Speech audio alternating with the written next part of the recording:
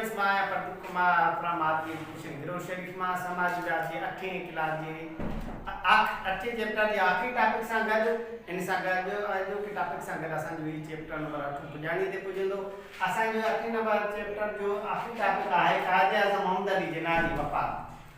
असांजो मुल्क पाकिस्तान 14 अगस्त 1947 ते आज़ाद थियो ऐं उन जे हिकु साल बाद यानी 11 सितंबर 1948 ते कायदे आज़म मोहम्मद अली जिन्ना जी वफ़ात थी। इन अज़ीम लीडर जी वफ़ात सां असांखे तमामु घणनि मुश्किलातनि खे मुंहुं ॾियणु वियो। कायदे आज़म मोहम्मद अली जिन्ना जंहिंखे कायदे आज़म जी नाले सां ऐं बाबा क़ौम यानी क़ौम जे अबे सां ॼाणतो वञे थो, उहो इन करे त इहो संदसि तमामु घणी काविशनि कोशिशनि सां गॾु असांजो मुल्क पाकिस्तान आज़ादु थियो।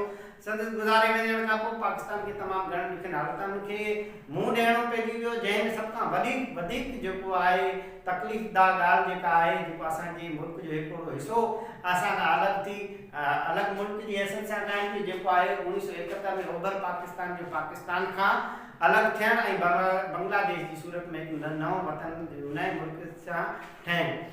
इन सां गॾोगॾु असांजे मुल्क जे ईंदड़ क़ौम असांजे अॻवाननि पंहिंजे पाण खे तमामु घणो मुतहद कयो ऐं तमामु घणनि ॾुखियनि हालतुनि हुजण जे बावजूदु हिकु ताक़त थी मुतहद थी असां अलाह जे फज़ल सां हींअर जेको आहे दुनिया में सुपर पावर एक्टिव ताक़त जे हिसाब सां असां जाता वञूं था।